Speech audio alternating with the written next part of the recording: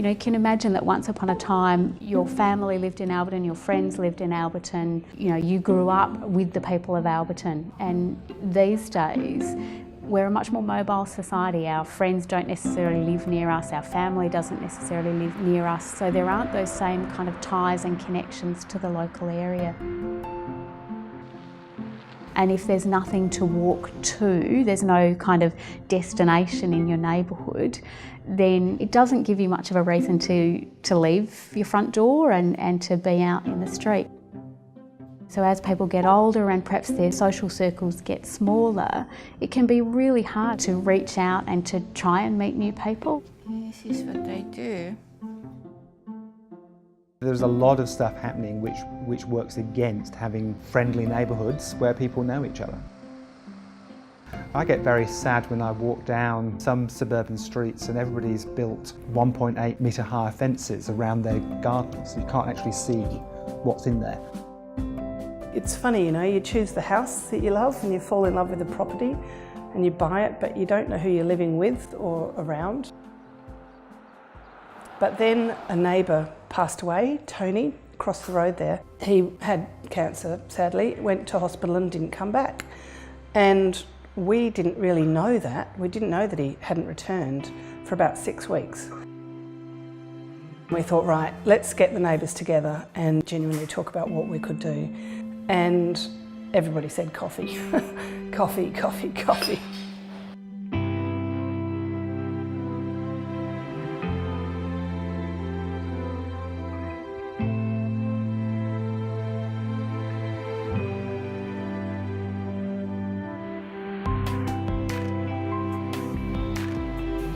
I think it's really important to get to know the people near you, and we figured that, yeah, we needed to work out a way to come back to the front of the properties because, like most houses, everyone's, you know, moved to the back.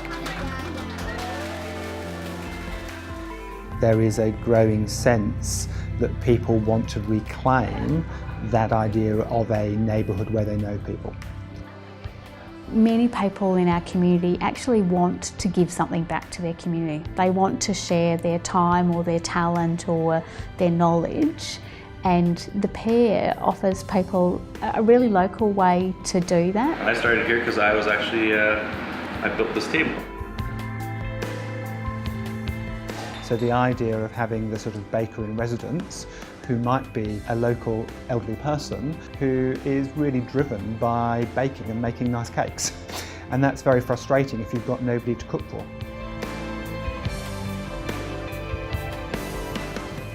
Oh, look at this, it's quite nice. And I think everybody likes that cake, and I like myself too. Because I always checking, my cake is gone, you know? And it was sold, you know? That's the main things.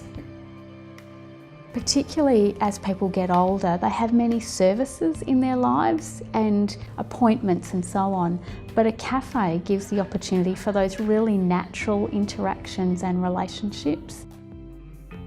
I notice now all this around, you know, this retired village and people, they're all coming now, and it's just, morning is packed up there. It's just so much people there. It's changed the energy, you know, of what was otherwise a very quiet street to a bit of a, you know, a mini bustle. And I hope that it has projects that spring from it. I think this is just sort of the beginning of some other things that will happen in the area. I actually had hoped someone else would turn their place into a cafe, but as it turned out, we have.